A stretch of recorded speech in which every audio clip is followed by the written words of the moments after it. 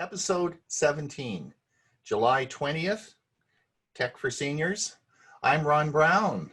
And I'm Hewie Poplock. And Hewie. Welcome, Hewie. All right. Hey, there's Hewie.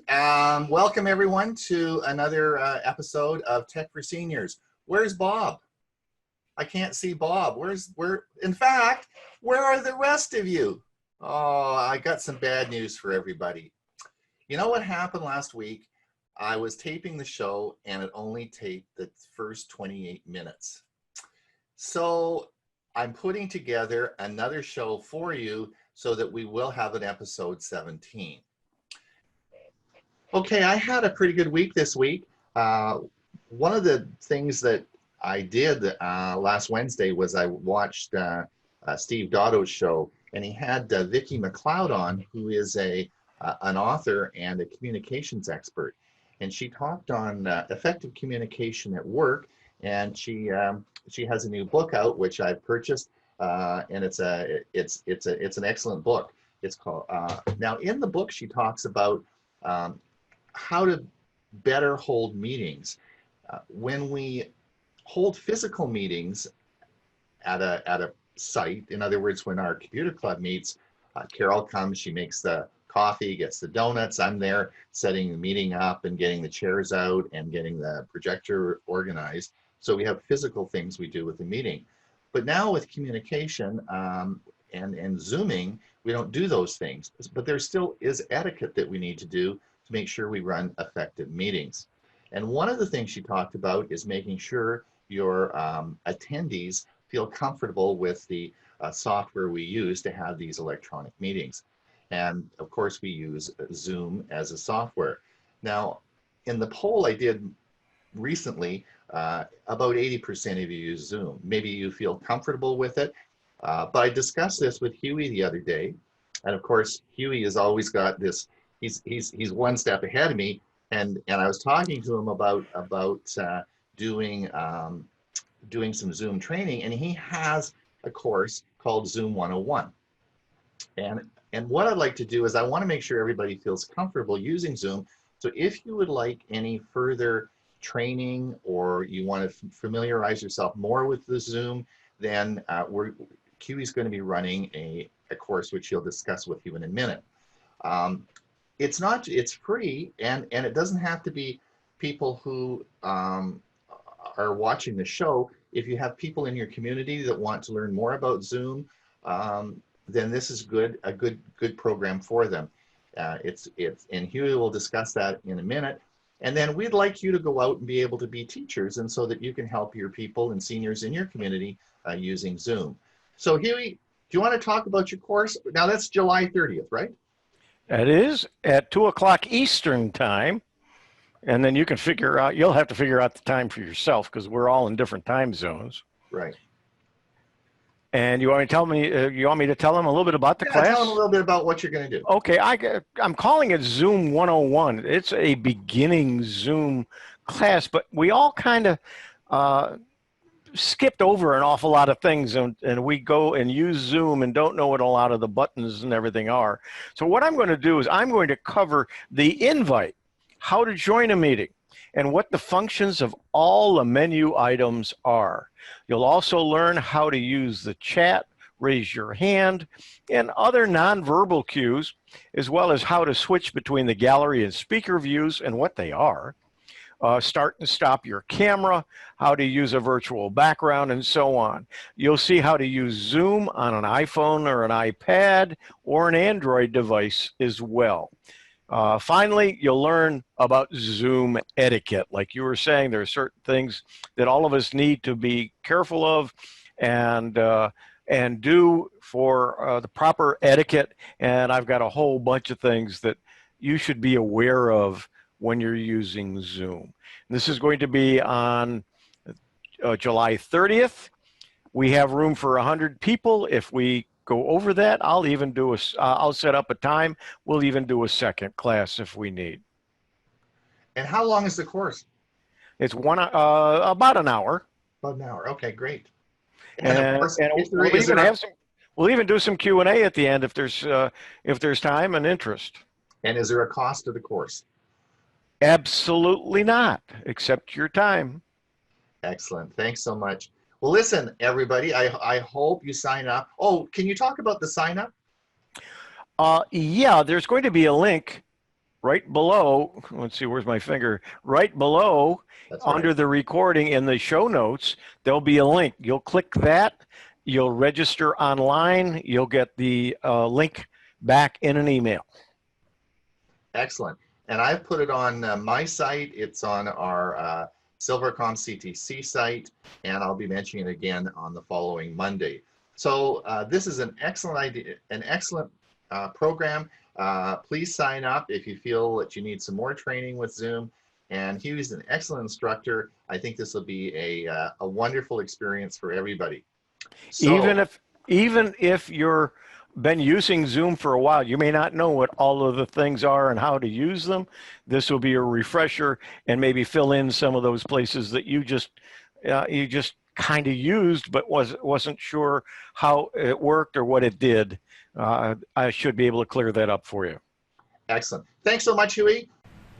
Now, with the magic of electronic wizardry, we now found Bob, and we're going to proceed with the security update of the week. Take it away, Bob. Here's the security news roundup for the week ending 7/17/2020. Bitcoin scammers hijack major Twitter accounts. A cryptocurrency scam took Twitter by storm on Wednesday as numerous high-profile accounts were hijacked and used to solicit their millions of followers for Bitcoins with the false promise of giving each donor twice their amount back. The accounts of Barack Obama, Elon Musk, Bill Gates, Joe Biden, Jeff Bezos, Kanye West, Kim Kardashian, and other famous figures were hacked, each displaying tweets such as this one from Elon Musk's account. I'm feeling generous because of COVID-19. I'll double any Bitcoin payment sent to my Bitcoin address for the next hour. Good luck and stay safe out there. Within hours, the Bitcoin address listed in the fallacious tweets had received over $113,000. Twitter acknowledged this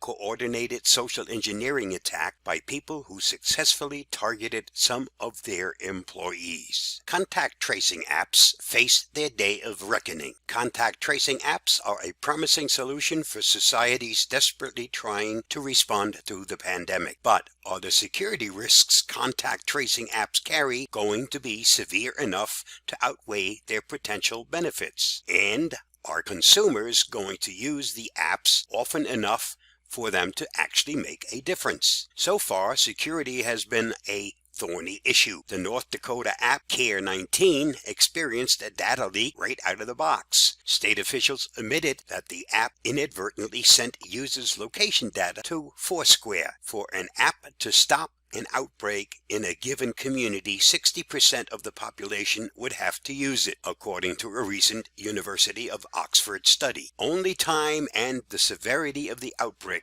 will tell. Toddlers versus tech. Could your children pose a cybersecurity risk? With kids at home, parents need to squeeze in work whenever they can, wherever they can. But what happens when you leave the room for 5 minutes and your laptop is open, logged on, and accessible to an 8-year-old's fingers? That's a vulnerability waiting to happen. This is a good time to get your cybersecurity basics in order as soon as possible, such as automatic screen locking. Establish ground rules for all technology in the home. Have separate profiles on each device for family members, and make sure to implement parental controls at the network level to ensure software is only downloaded with permission. Consider a robust antivirus solution that works across platforms. The Avast antivirus portfolio includes freeware and paid versions that protect against phishing, firewall breaches, spam, and virus intrusions. Online dating? Do it safely. Recently, information from 5 different dating sites have leaked millions of their users' private data. The sites cover users from the USA, Korea, and Japan, and here are some tips to remember. Keep your dating profile separate from all your other online activities, and be aware of what you are doing and posting all the time you are using your devices. Create a specific Google Voice phone number. Don't use a username username that contains your actual name. Create a separate email account just for your dating. Keep your actual birthday private, at least for now. Use a unique and heretofore unposted selfie for your profile. Pay attention to geographic settings. Review your Facebook, Twitter, and LinkedIn privacy settings. Google is finally banning stalkware app ads. In its advertising policies, Google has updated its enabling dishonest behavior policy to prohibit ads for apps intended to track or monitor other persons without their authorization. The new policy will take effect in August of 2020, and it's meant to curb the rising amount of spyware and stalkerware being used to intimidate partner surveillance, monitoring texts, phone calls, browsing history, physical location, and more. Some critics, however, suggest the policy update is actually toothless, since it allows exceptions for private investigative services and tracking apps that let parents monitor their underage children, both of which can be repurposed for unsavory uses. Botnet attacks surge in June. Security researchers analyzed the most common malware attacks for June 2020 and found a spike in the use of the 4PX botnet, according to ZDNet. 4PX is known for distributing various malware and spam, including large-scale sextortion email campaigns. In May, the 4PX botnet was the 13th most detected malware, but it jumped in June to the second most detected. Its main purpose seemingly to distribute Avedon ransomware, which is spread through the phishing emails that have a wink emoji as the subject. June's most detected malware was the remote access Trojan Agent Tesla, which is an information stealer and keylogger. That's it for this week. Stay safe, stay healthy. See you next week. All right, Hewie, take it away. As many of you are members of user groups that are also, the groups are members of APCUG, you've received a list of user groups that are allowing those of us in other groups to join their meetings. Now that all of us are doing Zoom meetings, it makes it a lot easier to do that. APCUG put a nice list together of all of the groups that are doing that, but it didn't make a lot of sense to me. I said, I really need this in a calendar view. So what I did was I created a Google Calendar using that list. Now, I put down the times, some of them they may be Pacific time, they may be Eastern time. I didn't try to figure them all out. I just put them as the time that they were posted, but they're all there in a Google Calendar, and I'm waiting to share that with any of you. If you send me an email with, you've got to have a Gmail account now, and just send me your Gmail address. I will add you to the list. You'll get a notification, you're added to the list, and then you can add it to your Google Calendar. If you don't already use a Google Calendar, now's a good time to start. But you have to have a Gmail account. Now, there are ways to create a Google Calendar and share them with other people who don't have Gmail accounts, but I'm not going to be able to do that with this because it makes everything public, and I really don't want to do that. But I wanted to put together, for today, I was going to put together some kind of a tutorial on how to create a Google Calendar. And so I started looking to see what was out there. I found one that I couldn't, in the least bit, do as well, as concise as one I found that I'm going to share with you. So here's a video about how to share your Google Calendar with other people by somebody else.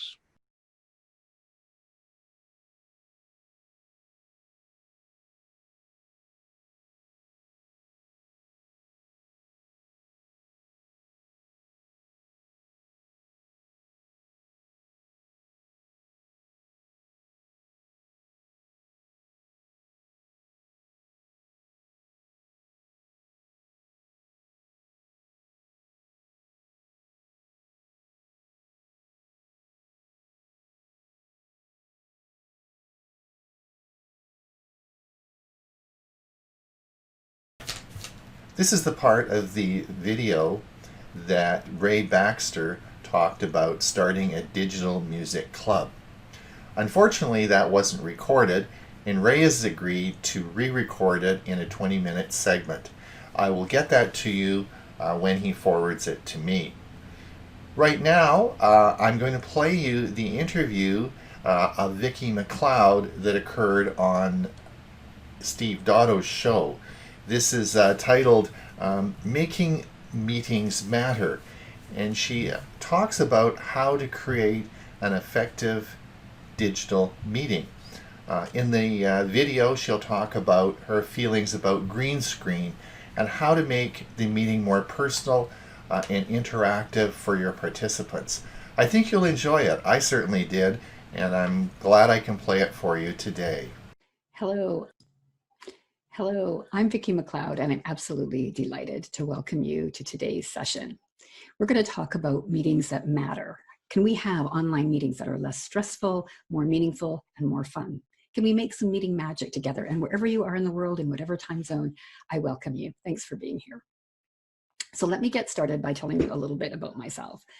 I've had a communications consultancy since 1994. I have facilitated, organized, and attended hundreds, if not thousands, of meetings and events in the last almost 30 years.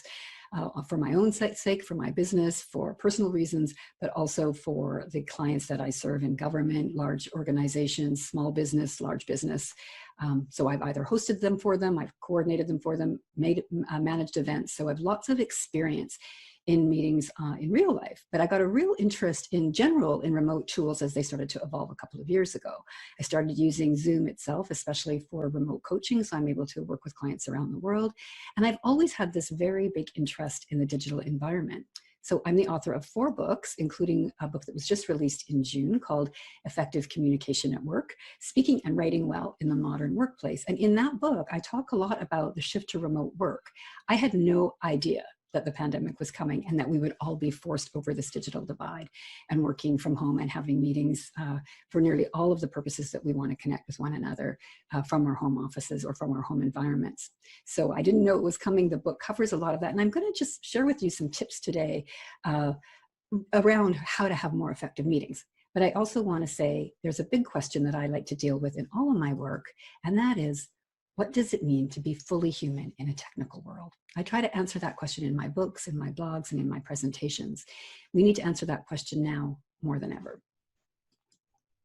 So just a little context. Remote meetings and work aren't new. Of course, we've been having teleconferencing, video conferencing. It's been in regular use for the past several years. Businesses and industry have become way more global. Internet and digital tools have connected us worldwide for at least a couple of decades, with social media for the last 15 years. But what has changed is this huge digital leap that I mentioned earlier, this leap across the digital divide. And the global pandemic and the restrictions and the lockdowns and this isolation that has been regulated as a result of the global pandemic has meant that we've had to become completely reliant on technology to stay connected, to stay informed, to be entertained, to be educated, and of course, to be employed. So we've entered a really new way of being in the world, and my prediction is that we may never go back. So what does this mean? It means there's challenges and there's opportunities. What is it that makes online meetings so challenging, and what are the opportunities that are emerging? And so we're going to talk today, the first half about the challenges and the second half about the opportunities. So I'm going to start with a quote from William Gibson, who's a speculative fiction author, an American-Canadian writer, and a futurist, who said, "The future is already here. It's just not evenly distributed yet." I've used his quote actually in 2 of my 4 books. There is a wide disparity in tech skills and meeting skills, and this means we all need to become patient teachers and learners, students of the platforms and their features. But this can make meetings really difficult if you're all operating at a different level of competency. The virtual environment itself kind of robs us of those nuanced communication skills, such as real eye contact, reassuring touch, for example, encouraging pat on the shoulder, of course, appropriate touch, and the physical energetic cues. We can tell, in a sense, when we're in an in-person engagement, if things are going sideways. We can feel the atmosphere in the room change. When I polled my friends and colleagues about this, they said they actually miss that the most. They miss this sort of invisible field. And we want more of that than the digital environment currently offers. We're also in this state where there's a merging of daily life and work. Everything is taking place at home, especially for those of us that are in a lockdown or still in our bubbles because of other considerations. So the online environment is very distracting. So we're merging our daily lives. We've got all these distractions around us in our home environments. And then we're going online where, of course, our attention is the currency, and marketers and others are trying to get our attention in multiple ways. And we find this draining, this necessity to try to be focused on so many things at once is really draining. And then to be spending time in front of a screen, we're finding lots of new research coming out about things like Zoom fatigue. So I think we need some new self-care processes, or at least some more intentional ones. And I think the other challenge is that we're going to be tempted perhaps to try to imitate or replicate real life experiences. And you know what I'm saying here on the slide, I think it's likely we're going to have to invent something new. Some new protocols, some new etiquette, some new ways of being. And it's going to be a kind of a magic. It's going to be alchemical, you know, an alchemy process. So that maybe will come up more in our opportunities discussion. So let me start with the very first challenge that I pose, which is this notion of digital literacy, the fact that we're in an uneven playing field. So my very first tip for you here, whether you're hosting the meeting or whether you're a participant, is to try to democratize the digital skills. Know your tech. There are many great resources. Steve Dotto is one where you can learn all kinds of great technical insider tips on how to set up your camera, your lighting, your audio, and your background to be most effective. So test these things out, try them, practice, and then level the playing field by sharing your know-how. Give your participants advance notice. Offer them the tech tips in writing. Send out an email that lists all the things they need to know about the meeting, including links and passwords and so on, and keep them handy. Bonus tip, looking at the camera emulates eye contact. It's a really lovely way to let people know that you're listening and present and tuned into them. This is one of those nuanced communication techniques. Really important to be empathetic and engaged. You need to start to develop online a wider set of verbal cues, so you will need to be more directive, verbally directive. Remember, on Zoom, depending on what you're doing, participants can't always see you. And sometimes people have chosen not to enable their video. So you're going to have to be more directive, and you're going to have to ask more questions and really actively listen to the responses. Also use gestures on camera. This helps to create engagement. It helps to lift the energy in the session, and it's really a much more normal way of communicating. Lean into the chat and other features that to help with engagement. Ask some good questions in there, and practice emotional intelligence. You know, I'm aware as you're listening to this that you're probably in various situations in the world. You may be coping with issues such as grief and loss. You may be having to navigate family life and homeschooling for children. You may be trying to figure out to stay in or go out, or you may not even have those options. So it's important to be an encouraging facilitator and invite people to share what's going on for them, really. So the third challenge that I posed was navigating daily challenges at work or at home. Set loving boundaries. Set yourself up to win, whether you're leading this session or whether you're participating. Manage your external environment, your online environment and your offline environment. And be sure that you're taking care of yourself. Get adequate rest. Make sure you have time that you need to prepare for sessions the same way you would prepare for a meeting if you were in the workplace. Or in person for that matter. So dealing with distractions, you know, this really relates to this environmental distraction. As I said, attention is your currency. Spend it well. There are two things that human beings like to avoid. We like to avoid focus and concentration, among other things. Why? Because they require some effort and work, and we're masterful at finding ways to create more ease in our lives. So try to learn to make friends with the qualities of focus and concentration. And a big tip here is if you are practicing any kind of regular mindfulness or meditation practice, this will help you to develop concentration skills. It helps you to develop stillness and the ability to sit presently in the moment. So if you need to know more about that, please don't hesitate to reach out to me. The big one that we talked about at the beginning is the stress that we're all experiencing and screen fatigue, something that, you know, I think we were somewhat aware of. It was emerging pre-COVID, but we're really aware of it now. So my tips here, increase your self-awareness, tune in, check into yourself. How am I doing? What do I need right now? And manage that screen time. Be selective about what you say yes to and say no. Also, try not to book back-to-back meetings. Book in transition time where you can have refreshment, rest, or exercise, and get offline and get into nature. Even if nature is your backyard or your patio garden. A little bit of green space, a little bit of forest bathing, as people call it, really, really helpful to reduce stress and keep us away from screens. So really, my main tip here, though, is to practice mindful self-compassion. Be gentle with yourself. You're not going to do it all perfectly. We're all just doing the best we can. So be gentle with yourself and be gentle with others as you learn. You know, as we say here in British Columbia, be calm and be kind. So there's a number of kinds of online meetings. I'm just going to stop for a moment here and just, excuse me. There's personal meetings, there's professional meetings, and there's the one-to-many where we are, you know, giving a webinar or something to a large group, something like this. There's a lot of you out there. You know, hi to all of you. And then, of course, there's virtual events, which have a slightly different nuance.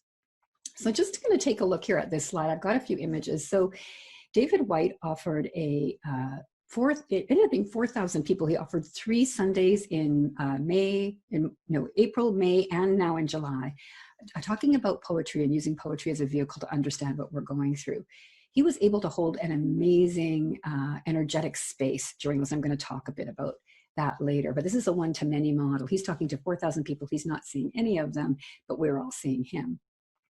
Of course, there's the personal celebrations. I had my birthday during the pandemic. Many of my friends and family did as well. And you can see here, this is a very joyful looking celebration. We're actually sharing a very important and rich emotional field online through, in this particular case, if you notice, we've got people engaged. We've asked them to participate. There's a cake, there's candles, there's toys. We said, bring the things that will help you to celebrate and sing happy birthday. So there's ways that you can engage.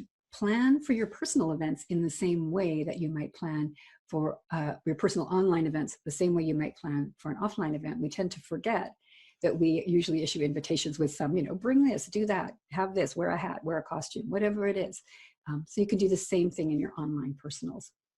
What I want to call your attention to here in the Soho virtual event slide is, first of all, something that Soho did. Soho is a small office, home office organization that hosts amazing events in the city of Victoria, BC.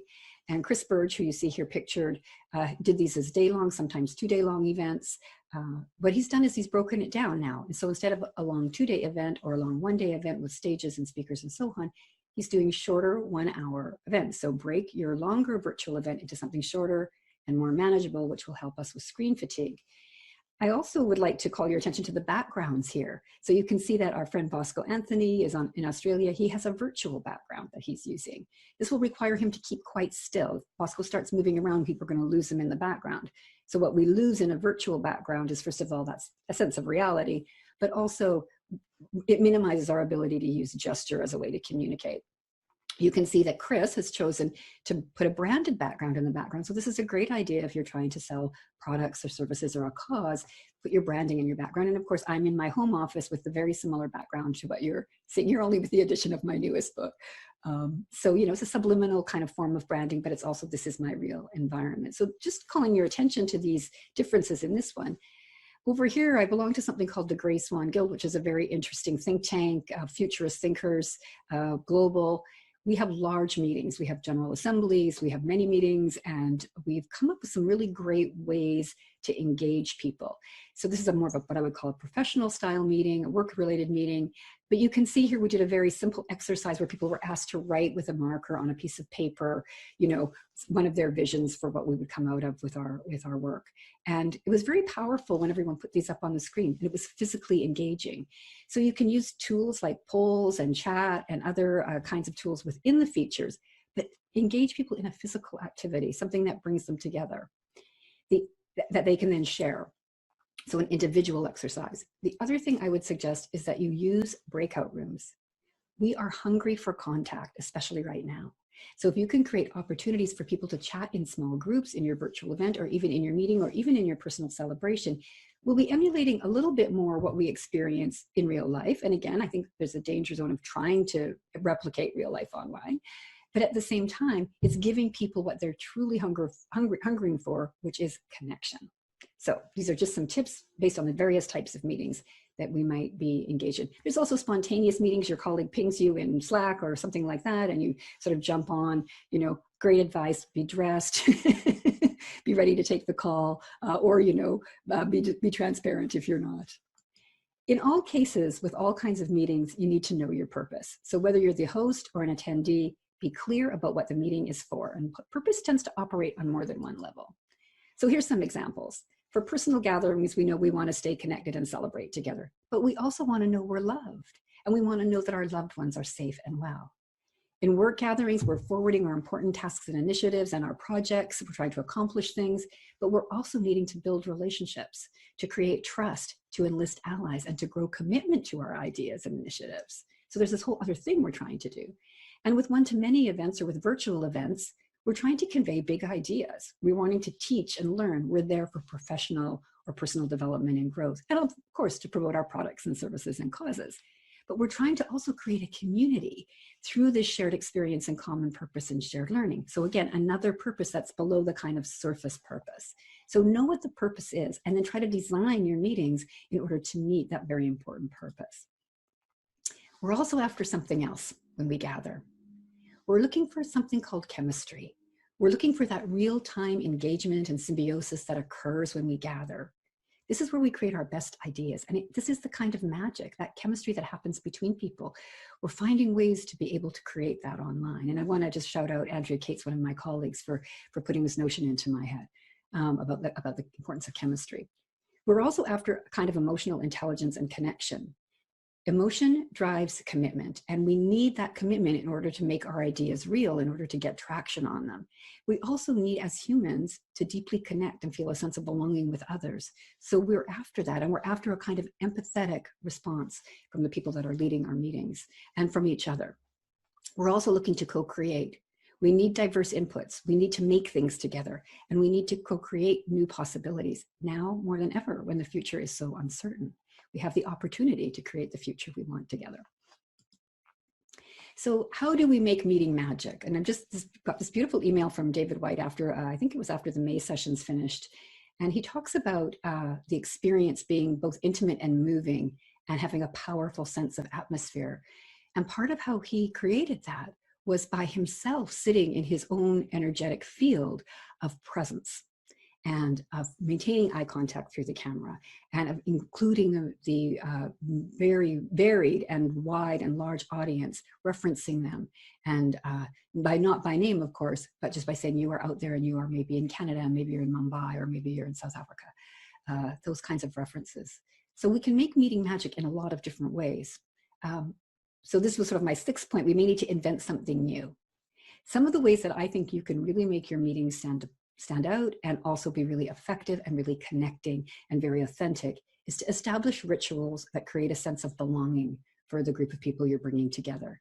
One of the ways is to have, say, we're having a check-in. Every meeting, the first thing we're going to do is a personal check-in. My husband works for a large international organization, working from home. They start all their meetings with a personal check-in. How are you really? What's really going on right now? You can do something like read or write some poetry together, or share a theme song, or ask people to bring their favorite songs, or in the chat to name their favorite song or their theme song of the moment. There's lots of ways to engage people. Because we're reliant more on gesture for visual cues, and we have the opportunity with video conferencing to do that, you can create a language of gestures that are unique to your team.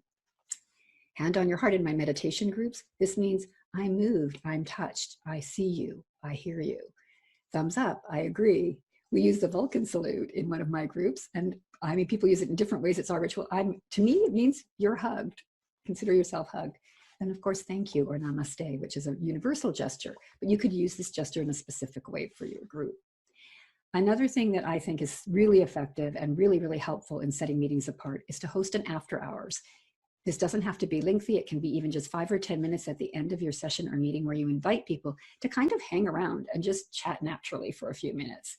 At that time, generally during these sessions, we want to have mics off, right? We want to make sure that people are muted and only speaking kind of when it's their turn, because otherwise we're dealing with a lot of noise distraction. So with an after hours, though, I would recommend you put the mics on and let people converse in a more natural way, where we do trip over each other and we do interrupt and that sort of things. You can also do this during a transition if you're doing a larger event or an event that's over a longer period of time, and say, before we go to our break, let's just have a couple of minutes of chat. You can also invite people to wear hats, or have another ritual that signals this is not work. Have a drink, bring your coffee, bring your tea, bring a snack, that kind of thing. Generally, we don't want to see you eating on camera. However, if you're doing a shared brunch, everybody brings their meal. So these are the kinds of ways that you can signal that we're in this together as humans, to really humanize, to be fully human in a technical world. So I said I was going to touch in on some opportunities. I'll do that very, very quickly for you. The shift in how we communicate globally means we have the opportunity to redefine how we do digital. We get to find new and creative ways to use this technology for what I see as its highest purpose, which is to connect us, to help us get to know and understand each other. One of the great benefits is that we can now engage broader audiences without geographic or physical boundaries. So, you know, for many people, they're finding they used to host a meeting or a session of some kind in their hometown, at the church basement or in a hall or a hotel. But they're now finding they're getting new audience from around the world because they can offer their product, service, or enlist people to their cause online. So this is a great new opportunity to become more global, to become more conscious of time zone and language barriers, and to weave those experiences into our meetings so that we can be as inclusive as possible. I have a lot of tips for this kind of thing in my book, Effective Communication, because we talk a lot about remote global work there, and also the importance, the importance of cross-cultural understanding and mutual understanding of different ways of being in the world. We also have this opportunity, my apologies, to facilitate digital literacy, to become the teachers of what we know, and to ensure that everyone has equal access, regardless of age or demographic boundaries, to this information of how to use technology wisely and well. I found that a special challenge during the pandemic with having elderly parents and wanting them to be able to engage on Zoom and, just crossing that digital divide, but becoming kind of a leader of that in my family. And we have that opportunity to lead this wave of change. Together, we can develop and emerge the best practices that we think are the important ones, and we can do that work together. We can make some magic. So I would just say, my final tip is about what I call Uber maturity, or taking self-responsibility. If you're the host, be transparent, be familiar with technology, prepare your people, practice empathy, and be creative and skillful. Be present and hold the space. If you're a participant, be present and hold the space. Help that host out. Minimize the distractions the best you can. Do the best you can in your home environment. Do the preparation that's sent to you. Have the links handy. Know what the password is. Participate fully. Mind your manners, of course. Practice good online etiquettes and be patient. Let's not squander the opportunity we have to change how we do meetings and make them more meaningful. Let's not squander the opportunity to be more democratic and encourage digital literacy for all. And let's not squander this opportunity to be more fully human online. We can leverage the chemistry and emotional intelligence and the power of co-creation and change the way we do business. And we can usher in our own new reality. We need these skills. We can call these aptitudes or attitude skills: open-mindedness, adaptability, patience, and the willingness to learn. And practice Uber maturity. We are the leaders that we're looking for. What can we co-create together? Let me leave you with a poem.